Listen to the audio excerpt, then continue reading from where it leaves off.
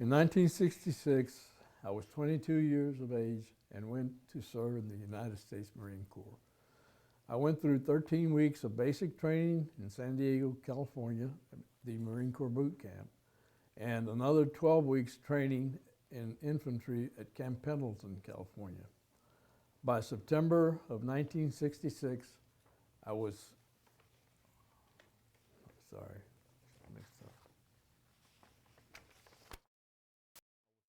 Stationed at Chu Lai, South Vietnam, as an administrator in the S1 section with Marine Medium Helicopter Squadron 362. In this time, we were conducting operations to resupply the Marines in the field. The name of my squadron was the Marine Medium Helicopter Squadron 362, or short name, HMM 362.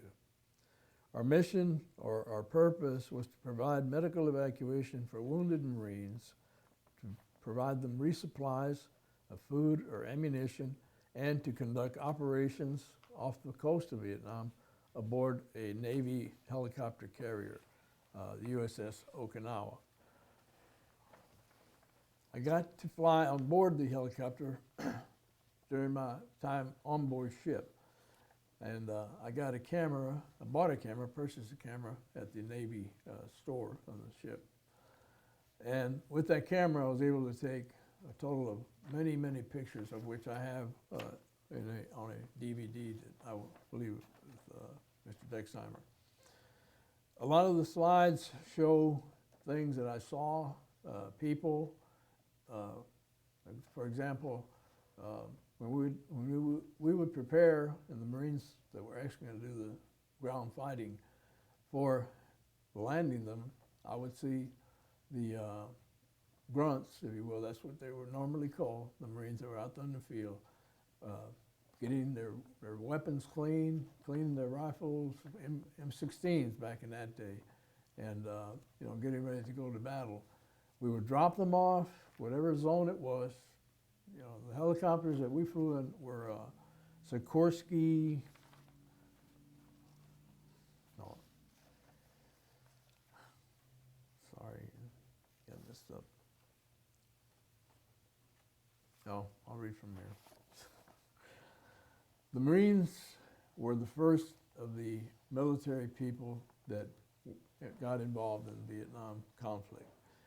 The first helicopters were the Marine Corps helicopters. The ones that we had in our unit were Sikorsky HUS-1, later redesignated the UH-34D. There is still one of those helicopters that is you're able to fly. I haven't been in it, but in 1999, they dedicated that helicopter in memory of the 38 Marines that were killed while they were members of HMM 362 over about a 10-year span. And again, it's a flying memorial. It's stationed in Inola, Oklahoma,